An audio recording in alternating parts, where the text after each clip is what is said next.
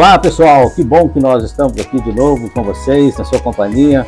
Hoje o que há entrevistas do Farol Podcast e da Manos 385, trazendo um convidado especial, um amigo, uma pessoa conhecida minha há mais de 8 anos e que é o novo vereador de Três Corações, Evandro Ladeia Guimarães. Meu amigo Evandro, tudo bem, Evandro? Seja bem-vindo.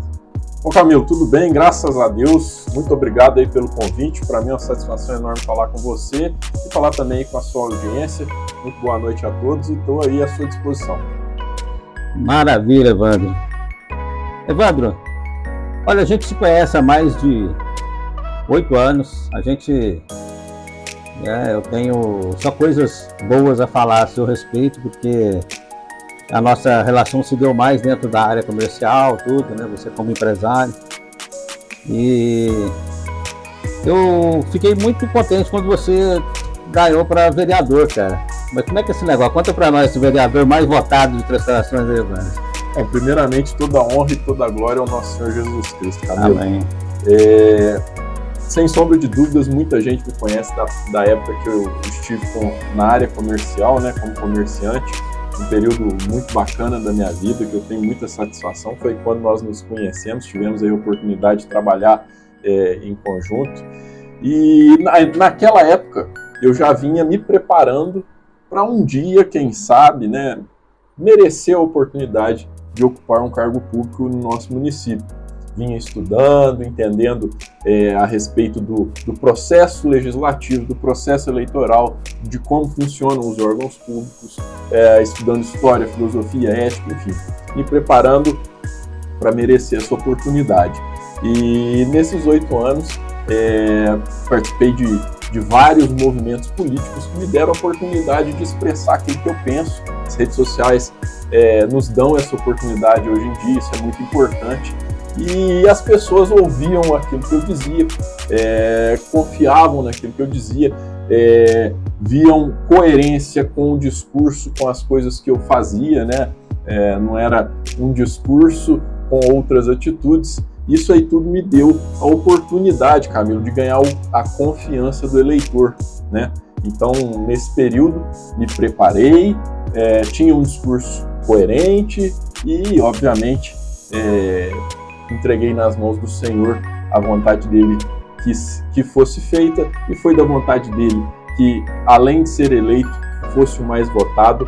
Eu tenho muito a agradecer, Camilo, a todos os eleitores, principalmente, né, aqueles que se engajaram, que foram pedir votos em meu nome, e isso é o que de fato traz votos para o candidato, né? Ele mesmo pedir voto, ele é só mais um no meio da multidão.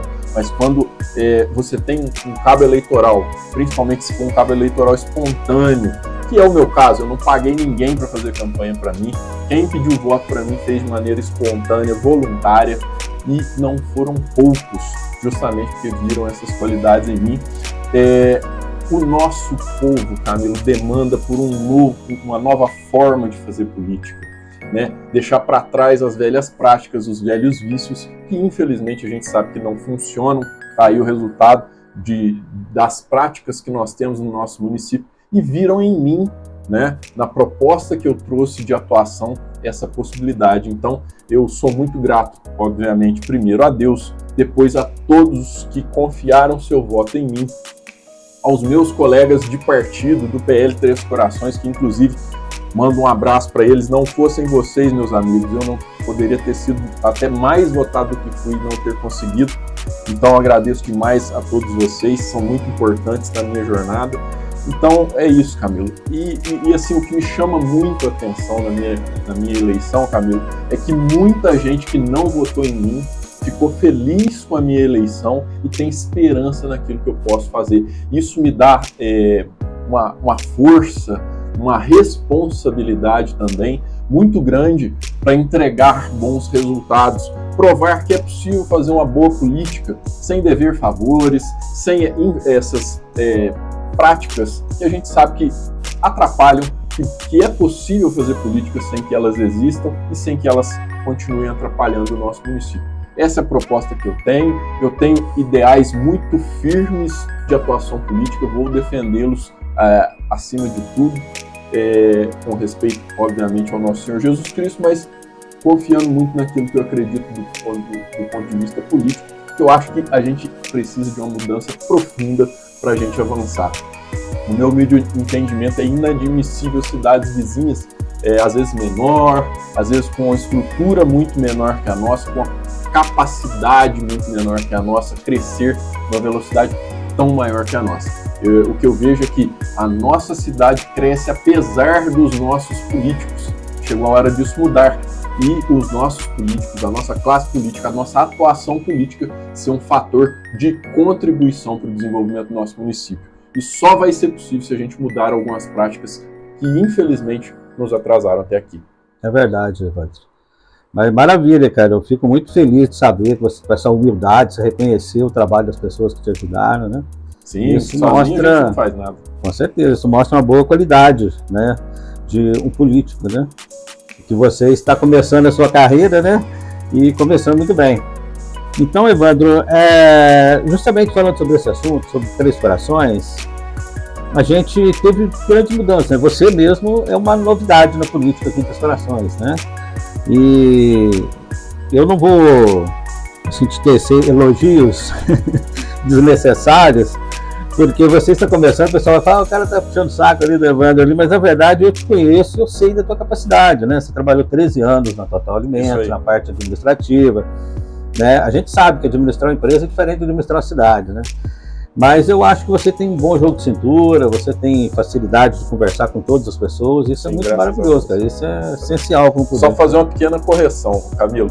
Eu trabalhei 13 anos na Total Alimentos, entrei lá, eu ainda tinha 18 anos, entrei como auxiliar de produção, varria laje de moinho, descarregava carreta, batia saco de ração no pallet, limpava os equipamentos lá, varria chão e saí de lá como supervisor de logística. Inclusive tenho um orgulho muito grande do trabalho que eu desenvolvi lá, de como eu cresci lá, né?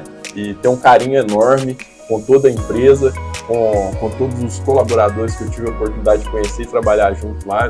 É realmente um momento muito especial da minha vida, viu? Ainda mais na área de logística. Exige muito controle emocional, né? Muitas garrafas de café, muitas noites assim, claro. Muito empenho. A gente que é calvo, né? Muita queda de cabelo por conta aí da loucura que é a logística. Quem trabalha na área sabe como é corrida a logística. Eu tenho uma paixão, um carinho enorme pelo segmento, mas Deus me escolheu para outro caminho. Eu estou muito feliz nesse novo caminho. Maravilha. Evandro, falando de Três Corações, meu amigo, a gente tem muita coisa, precisa de um salto de qualidade em todos os sentidos aqui em Três Corações, né? Mas eu gostaria de começar por um lado que eu tenho batido muito na tecla ultimamente dessa área, que é a área da saúde em Três Corações. Né? Três Corações tem 10 leitos de UTI no Hospital Sebastião só. Uma cidade que tem a Fernão Dias, que tem cidades turísticas, que tem que passar em Três Corações, né? Tem outras estradas. Somos mais ou menos 80 mil habitantes e mais 80 mil que precisam de Três Corações de cidades da micro-região. Né? Então 160 mil pessoas só dessa região, fora Fernão Dias, fora as outras estradas, fora as festas que acontecem em outras cidades que o pessoal tem que passar por aqui. E só 10 leitos de UTI. Evandro, aqui na época da pandemia tinha 20 leitos de UTI. Né? E o governador Zema, ele fechou 10 leitos aqui. Diz que o hospital não tem estrutura para 20 leitos. Quando a minha mãe estava internada no Hospital São Sebastião, deu o que fazer para conseguir um leito de UTI para fazer cirurgia. Enquanto a gente estava lá com ela, eu vi uma pessoa chegar e não ter leito de UTI para ela. E ela morreu. Um senhor, não esqueço o nome dele, o senhor Joaquim. Eu não conheço ele pessoalmente, mas lamento muito a morte dele, porque eu vi que ele precisava de um leito de UTI. Eu não sou médico, sei lá, mas você via a pessoa roxa, meu pai tinha um problema cardíaco também. O que a gente pode fazer para resolver esse problema, né? E ali o diretor do hospital está fazendo uma reforma, está muito boa mesmo ali, para adaptar esses 10 leitos de UTI. Mas é como ele diz, ele precisa de apoio político. Porque sem apoio político ele não consegue passar o Hospital São Sebastião de média complexidade para alta complexidade. Sim. Então, o que você fala? Eu gostaria de ouvir a tua opinião, Evandro. Camilo, saúde não se brinca. Você falou aí, citou um exemplo aí bastante complexo, da pessoa vir a óbito sem ter conseguido o atendimento. Isso é muito lamentável, e quando a gente fala em saúde, são pessoas, são vidas que nós perdemos, né? Então, tudo que a gente puder fazer nesse sentido para melhorar, para contribuir, a gente tem que fazer, a gente não pode medir esforço. Quando a gente fala de saúde, não tem partido A, partido B, não tem político A, político B, não tem oposição, não tem situação, é pelo povo, pela saúde, pela vida do povo. Então, começo respondendo a sua pergunta, já deixando claro isso aí. No meu humilde entendimento, Camilo, eu posso até, em algum outro momento, trazer uma outra informação para você aqui, mas no meu humilde entendimento, nós perdemos esses 10 leitos de UTI, sim, por conta de falta de apoio político, mas também e principalmente, Camilo, por falta de diálogo, por falta de contato com as pessoas certas.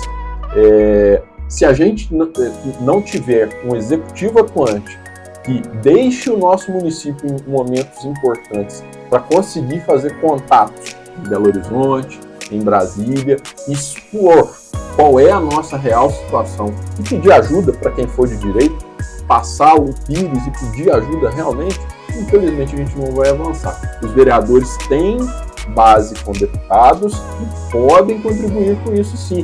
Inclusive eu, sem mandato, consegui ajudar o Hospital São Sebastião nos últimos 2 anos com R$750 mil. Então existe sim esse apoio e essa ajuda. Só que tem algumas coisas que são mais complexas do que propriamente uma emenda parlamentar para ajudar no custeio do hospital, né? Tem coisas que demandam, que você trouxe muito bem, a possibilidade de elevação de complexidade do Hospital São Sebastião, que contribuiria muito para que viessem mais recursos, que a gente atendesse outras especialidades, e isso desse aí, né, um maior rendimento para o hospital. Mas para conseguir isso aí, você precisa de ação política, você precisa de contato político, você precisa ter bom trânsito, seja com o Zema, seja com o Lula, seja com o Bolsonaro, seja com quem for. Volto no que eu falei no início. Quando a gente fala de saúde, não tem partido, não tem ideologia, não tem cor, não tem raça, não tem nada. É a vida do ser humano que está em jogo. E é assim que eu penso. E me coloco à disposição do nosso prefeito, o senhor Dimas Abraão, do diretor do hospital, o senhor Vanderlei Toledo, com ambos tenho condições de conversar, apoiar. Inclusive, antes de conseguir a verba para o hospital no ano passado, liguei para o Vanderlei, falei: Vanderlei, estou chegando no gabinete do deputado, queria saber como que eu posso te ajudar. Independente de opinião política, liguei para ele e fiz questão de ouvir dele como que eu poderia contribuir, e graças a Deus consegui, junto com o deputado Bruno Engler, que é um amigo que eu tenho na política. Graças a ele, ao Nicolas Ferreira, hoje eu estou na política, tenho aí essa estrutura política. Então, graças a essa amizade, a gente conseguiu ajudar o Hospital São Sebastião, e eu acho que assim tem que ser o caminho. Sim. E naquilo que depender de mim, isso não vai mudar. Maravilha, Evandro. Isso é muito bom. E você vê, né, pelos corações, apenas nessa parte da saúde ainda, nós estamos passando por uma mudança na FHEMIG. Sim. Né? A FHEMIG está mudando de administração. Existe um certo receio de muitas pessoas de saber o que vai acontecer. Porque para muita gente o que está acontecendo ali é uma privatização da saúde. Para outros é só uma mudança administrativa, né? Em muitos lugares deu certo, e outros não deu certo, né? E existe um receio de quem trabalha na FHEMIG, aqui em Três Corações, de insegurança jurídica, saber quem que vai assumir eles. Quem que vai assumir esses funcionários, se eles serão obrigados a ir para outras cidades, sabe? Sobre a FHEMIG, vamos lá. O que você me diz, Fernando?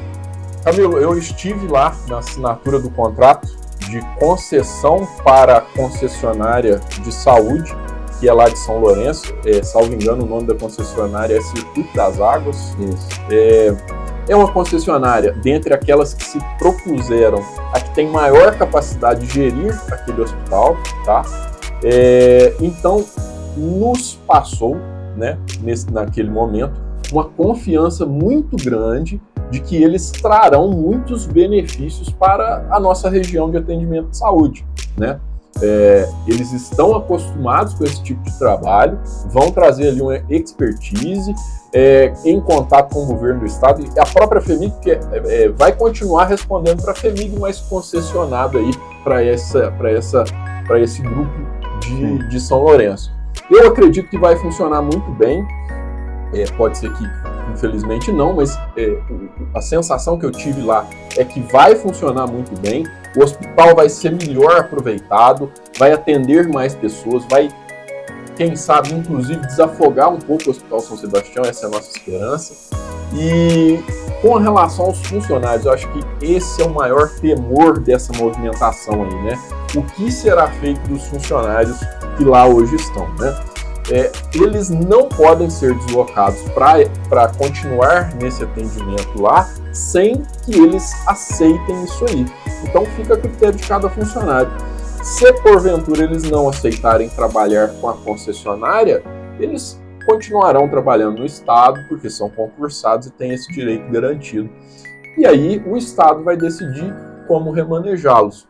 Existe inclusive a possibilidade de remanejar para o município e atender em algum PSF, por exemplo, é uma das possibilidades, tá? Então, se eu pudesse passar uma mensagem para os funcionários, é que não temam, pois vocês estão amparados pela lei, vocês não podem simplesmente ser descartados ou ser direcionados da forma que for, vocês têm aí toda uma estrutura jurídica que os asseguram de manter nos seus cargos concursados, né? Então, quando o assunto é CEMIG, eu digo, tenhamos esperança que o projeto do governo estadual, né, da FEMIG, para o Hospital de Três Corações funcione bem e que traga benefício para o nosso município. Os funcionários fiquem calmos e vocês estão amparados pela lei, não ficarão à mercê de... Enfim. É o que a gente espera, né? É o que a gente espera, melhorias, né? Eu acredito muito que vai acontecer, cara. Eu até acredito que precisa melhorar, sim, entendeu? A minha mãe esteve internada lá no hospital Santa Fé e foi muito bem atendida, muito bem mesmo, sabe? E no hospital São Sebastião, tudo, mas lá na FEMIG, ela, sabe, eu percebi uma coisa assim, que eu percebo. Quando uma coisa assim, tem certas áreas que o Estado funciona melhor do que privatizado. E certas áreas que o privatizado, com certeza, é muito melhor. Terceirizado ou privatizado, né? A saúde, eu tenho um certo temor, porque quando se privatiza certas coisas, a empresa, o consórcio que pega, ele visa o lucro. A gente sabe como funciona, eles falam que é sem fim lucrativo, mas a gente sabe que visa o lucro. Não tem como funcionar sem ter um lucro. Sim. Né? Então, e aí é o seguinte, por exemplo, tem certas coisas, por exemplo, o Estado, na parte da energia elétrica, por exemplo. Teve uma vez eu estava fazendo um trabalho de campo e eu vi uma casinha lá no alto, uma serra longe para valer. Eu fui caminhando até lá, demorei uns 30 minutos para chegar até lá, não tinha nenhuma casa perto e lá tinha luz elétrica. Entendeu por quê? Porque o Estado levou para ela. Se fosse privatizado, se fosse uma coisa privada, uma empresa privada, talvez ela não teria energia elétrica, não compensa aquele tanto de poste, tanto de fio para levar a luz para uma pessoa. Na área da saúde, tem pacientes que precisam de muito tempo. Na Colônia, por exemplo, é especializado em feridas. E feridas em pacientes com determinados pacientes que têm diabetes, demora muito secar. E o paciente ficar muito tempo é um custo alto para o hospital. Será que eles vão ter essa segurança de cuidar dessas pessoas lá dentro? Por coincidência, Camilo, eu entrei nesse assunto aí e as pessoas que estiverem nessa condição podem ficar tranquilos que esse serviço não será terceirizado, não será concessionado, né? O consórcio vai fazer o hospital da FEMIG. Esse serviço vai continuar com a Colônia Santa Fé, Casa de Saúde Santa Fé. Então, serão duas administrações de saúde ali. Distintas, né? Isso. Então, esse tipo de especialidade continuará com a administração que já existia. Então, nesse sentido, não precisa se preocupar que isso não vai mudar. Agora, eu concordo com você que em alguns momentos realmente a gente precisa de uma ação estatal, que a iniciativa privada talvez não faça da melhor forma, mas num modelo geral, numa situação de pressão e temperatura normais, vamos dizer assim, geralmente a iniciativa privada ela terá condições de ser mais efetiva, mais eficaz, mais eficiente. Basta ver que geralmente, não é uma regra, mas em geral, os planos de saúde, a saúde privada costuma atender melhor que a saúde pública. Não é uma regra, mas geralmente funciona até certo assim. ponto, né? Até se não fosse o SUS, por exemplo, na pandemia, né, ferrado. Precisa, é o que eu falei no início, e aí eu concordo com você, em alguns momentos a gente precisa do braço estatal para direcionar algumas ações específicas. No caso do Covid, eu concordo com você que a ação estatal ali foi necessária. Em alguns outros momentos, como o exemplo que você citou aí da energia elétrica, realmente vai precisar ali de um braço estatal. Um banco numa cidade muito pequenininha, talvez não seja, né, no modelo que a gente tinha antigamente, talvez não seja viável. É verdade. Em alguns momentos, concordo com você, o braço estatal precisa ali para atender aquelas pessoas que numa iniciativa privada não seria viável. E é para isso que a gente tem o Estado para corrigir eventuais para balancear